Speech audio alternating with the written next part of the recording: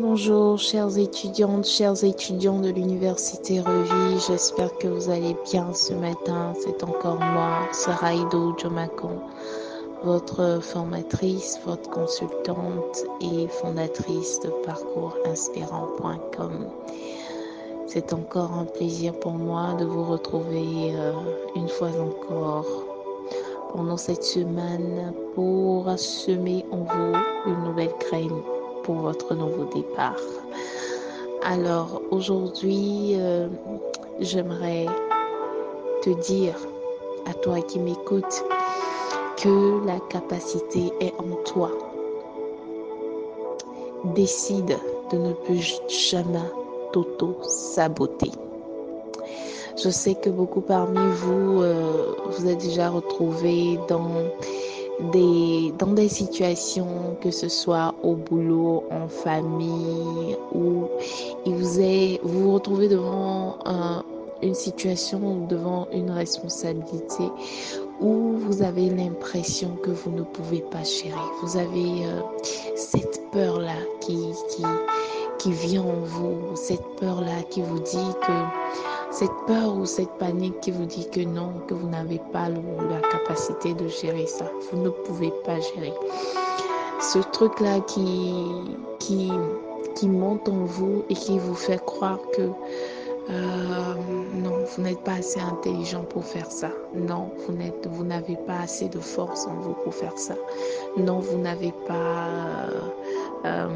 assez de ressources en vous pour faire ça. Vous n'avez pas assez d'armes, assez de cartouches dans votre arme pour pouvoir gérer cette chose-là. Et laissez-moi vous dire que Dieu ne fait jamais rien au hasard.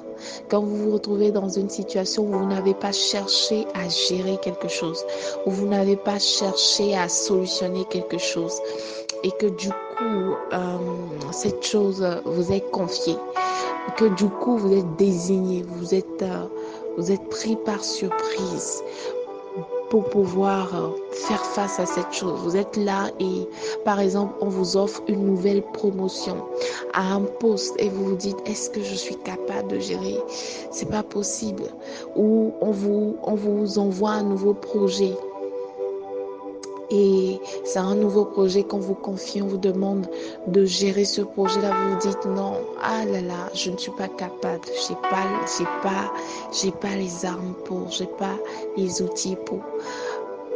Je ne sais plus qui l'a dit, mais je crois que c'est un auteur qui a dit que lorsqu'on vient vous voir avec quelque chose, un travail à faire, une situation à gérer, etc. Et même si vous n'avez pas même si vous pensez que vous n'avez pas la capacité de le faire, même si vous pensez que vous n'avez pas le potentiel pour le faire, dites oui, je peux le faire et après, allez trouver le moyen de pouvoir y arriver. Alors pourquoi Dieu permet que ces situations arrivent? C'est pour que nous puissions davantage lui faire confiance. C'est pour que nous puissions laisser ce qui est en nous sortir. Laisser ce potentiel qui est vraiment enfoui en nous sortir. Le laisser s'exprimer. J'ai remarqué une chose. Lorsque je me retrouve dans une situation où je suis obligée de gérer, même lorsqu'au début j'avais des appréhensions, même lorsque au début je pensais que je ne pouvais pas y arriver, même lorsqu'au début je me disais que je ne suis pas assez intelligente pour, je ne suis pas assez créative pour, mais que je me retrouve de dos au mur face à cette situation, je finis toujours par demander, Seigneur, aide-moi. Saint-Esprit, aide-moi. Comment je vais y arriver? Aide-moi. Et lorsque je me mets devant mon ordinateur pour pouvoir faire ce travail-là, sortir ce travail-là, lorsque je demande au Saint-Esprit de m'inspirer, quoi qu'il m'inspire et que je l'écris malgré mes doutes, au final, il s'avère que ce que j'ai fait est très bien. Au final, il s'avère que ce que j'ai fait est excellent. Or, je vous assure, lorsque j'ai eu peut-être la nouvelle que c'est moi qui devais gérer telle chose, que je devais sortir telle chose, que je vais pondre tel projet, que je devais faire telle chose ou telle chose. Au début, je me demandais comment je vais y arriver. Est-ce que je vais y arriver? Parfois, j'avais rien dans la tête, j'avais rien dans le cœur par rapport à ce que on est en train de me confier ou par rapport à cette chose que je suis censée faire. Mais parce que j'ai élevé la voix, parce que j'ai demandé, Seigneur, aide-moi dans cette situation. Comment je vais faire? Qu'est-ce que je vais dire? Comment est-ce que je vais gérer ça? Du coup, je commence, même sans vraiment en être, sans vraiment avoir une grande assurance, je commence à avoir des idées et je les écris tout simplement. Après, je les relis, je les réordonne et je le fais lire par quelqu'un d'autre. Et dans la plupart des cas, lorsque je le fais lire, on trouve que c'est excellent, on trouve que c'est bien. C'est pour vous dire que parfois, nous surestimons en fait la tâche à accomplir. Parfois, nous surestimons en fait ce qu'il y a à faire. Nous voulons faire quelque chose d'extraordinaire. Nous disons que nous n'avons pas assez de capacité pour faire cette chose, que cette chose nous dépasse. Alors qu'il suffit tout simplement que nous demandons à notre source.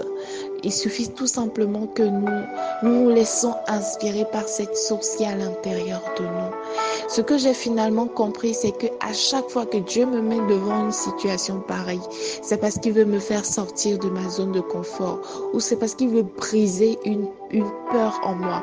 Je me suis retrouvée dans des événements, par exemple, que les gens pourraient appeler des événements de haut niveau. Et je me rends compte que ce que moi, j'ai eu à organiser dans ma vie comme événement, avec mon tout jeune âge, dans le temps, était quelque chose de beaucoup plus beau que ça, quelque chose de beaucoup plus excellent que ça.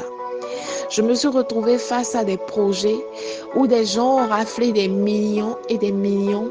Et je me rends compte que j'ai écrit des projets beaucoup plus pertinents que ça, que j'ai écrit des projets beaucoup plus élaborés que ça dans ma vie. Et je me rends compte que en fait, le plus important, ce n'est pas la manière, ce n'est pas forcément le niveau d'excellence avec lequel vous travaillez, mais c'est comment vous valorisez ce que vous faites. C'est comment est-ce que vous vous dites à vous-même, je peux le faire, ou l'Esprit de Dieu en moi peut le faire.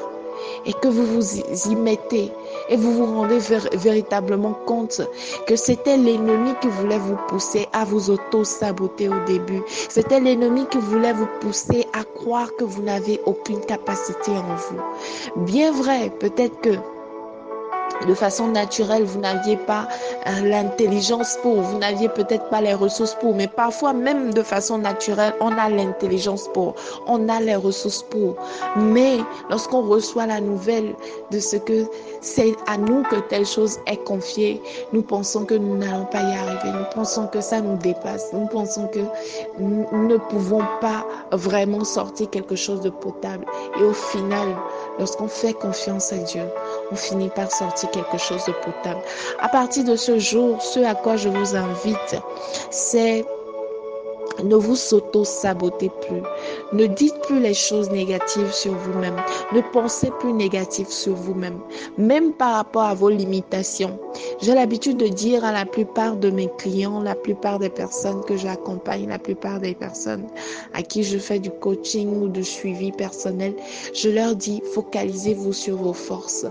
Focalisez-vous sur vos forces. Et quand je dis focalisez-vous sur vos forces, je veux dire, ne dites plus à personne que vous avez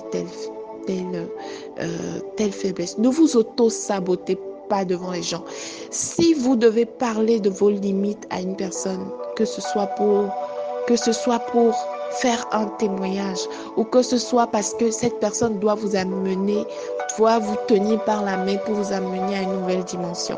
Mais lorsque vous êtes devant des personnes, un groupe de travail, devant des personnes où vous devez sortir quelque chose de potable, demandez à l'Éternel de vous aider et vous verrez que vous sortirez quelque chose d'excellent, quand bien même au début vous aviez l'impression que vous n'avez pas la capacité de le faire. Ce que j'aimerais dire, c'est tout simplement, ne dites plus de mauvaises choses sur vous-même. Proclamez toujours des choses positives. Valorisez ce que vous avez déjà de bon en vous. Et vous verrez comment est-ce que le Seigneur vous mènera de gloire en gloire. C'était mon exhortation du jour. C'était mon podcast aujourd'hui. Tu as la capacité en toi. Le Saint-Esprit est en toi et à lui tout seul, il est la plus grande des capacités qu'un être humain peut avoir. Alors, ne t'auto-sabote plus. Ne regarde pas à tes limitations humaines. Ne regarde pas à tes défauts.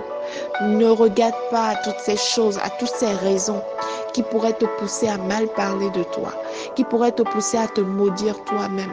Mais regarde à la capacité qu'est le Saint-Esprit en toi et décide de ne plus t'auto-saboter. Décide de faire un avec l'Esprit de Dieu et tu verras jusqu'où l'Esprit de Dieu pourra te porter. Parfois, c'est vrai que nous avons peur. Nous ne savons pas par quel bout nous allons prendre telle ou telle chose.